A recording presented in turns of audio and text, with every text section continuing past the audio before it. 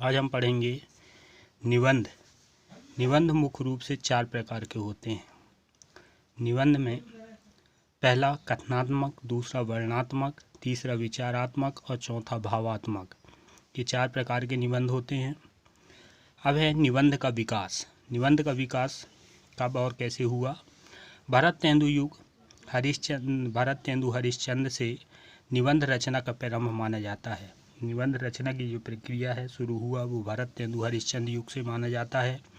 इस युग के निबंधों में समाज सुधार की भावना, राजनीतिक चेतना, मानवीय प्रवृत्तियां मुख्यतः मिलती हैं। इसमें क्या होता है कि इस युग की जो निबंध रचनाएं हैं वो समाज सुधार की भावना, राजनीतिक चेतना, मानवीय प्रक्रिया मुख्य रूप से मिलती हैं। इस युग के प्रमुख निबंधकार भरतेंदु हरिश्चंद्र के अतिरिक्त प्रताप नारायण मिश्र, बालकृष्ण भट्ट आदि प्रमुख हैं। हरिश्चंद्र के अतिरिक्त इस युग के जो प्रमुख निबंधकार हैं वो हैं प्रताप नारायण मिश्र और बालकृष्ण भट्ट।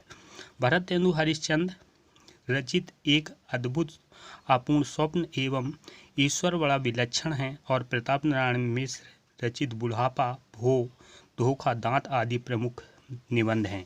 ठीक है, इनके द्वारा रचित जो निबंध हैं, इनके भरतेंदु हरिश्चंद्र की प्रमुख निबंध है एक अद्भुत अपूर्ण स्वप्न और ईश्वर बड़ा विलक्षण है। प्रताप नारायण द्वारा रचित जो निबंध है वो है बुढ़ापा, भो, धोखा, दांत आदि प्रमुख निबंध हैं।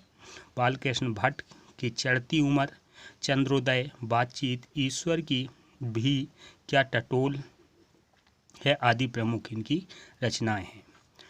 पंडित महावीर प्रसाद द्विवेदी द्वारा के साथ ही निबंध विधा का यथेष्ट विकास हुआ। पंडित महावीर प्रसाद द्विवेदी जी के युग से ये निबंध का और भी विकास हुआ। इनके द्वारा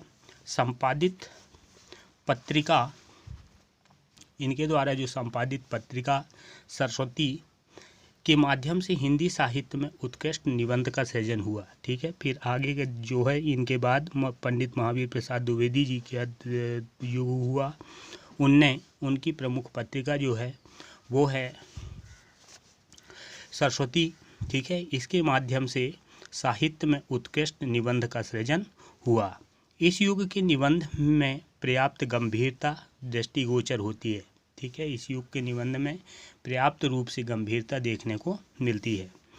द्विवेदी युग के निबंधकारों में महावीर प्रसाद द्विवेदी के अतिरिक्त श्याम सुंदर दास, अध्यापक पूर्ण सिंह, पदुमलाल पुन्नालाल बख्शी आदि प्रमुख हैं। ठीक है, अब ये महावीर प्रसाद द्विवेदी के साथ में इनके युग में जो निबंधकार हैं वो हैं श्याम सुंदर दास, अध्यापक पूर्ण सिंह, पदुमलाल पुन्नालाल बख्शी। फिर आता है आचार्य रामचंद्र शुक्ल के काल में। ठीक है, अब आचार्य रामचंद्र शुक्ल के काल में हिंदी निबंध विधा का उल्लेखनीय विकास हुआ। इस युग में भाव तथा मनोविकार संबंधी तथा विषय प्रधान निबंध मुख्य रूप से लिखे गए। ठीक है, अब आचार्य रामचंद्र शुक्ल के युग में जो निबंध लिखे गए वो इस युग में के भाव, मनोविकार संबंधी और विषय प्रधान निबंध लिखे गए। इस युग के निबंधकारों में आचार्य रामचंद्र शुक्ल के अतिरिक्त राय कृष्णदास, सिया राम शरण गुप्त और बाबू शिवपूजन सहाय आदि प्रमुख हैं। ठीक है, ये आचार्य रामचंद्र शुक्ल के युग के निबंधकार हैं।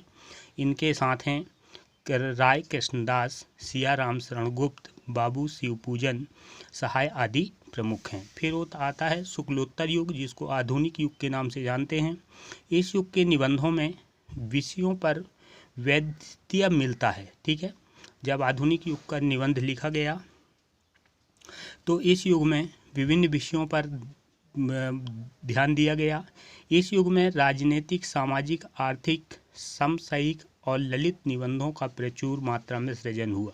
ठीक है, इस युग में जो निबंध लिखे गए वो राजनीतिक, सामाजिक, आर्थिक, समसामयिक और ललित निबंधों का प्रचुर मात्रा में सृजन किया गया। इस युग के प्रमुख निबंधकारों में हजारी प्रसाद द्विवेदी, राहुल संस्कृत्यान, रामवृक्ष बेनीपुरी, महादेवी वर्मा, नंद दुलारे वाजपेयी, विद्यानिवास मिश्र, रामविलास शर्मा आदि प्रमुख निबंधकार हैं। ठीक है। तो निबंध का जो विकास हुआ वो 4 प्रमुख क्रम में आया, ठीक है। पहला क्रम भरत तेंदु हरिश्चंद्र, फिर पंडित महावीर प्रसाद द्विवेदी, फिर आचार्य रामचंद्र शुक्ल का काल और फिर शुक्लोत्तर युग, जिसको आधुनिक युग के नाम से जाना जाता है।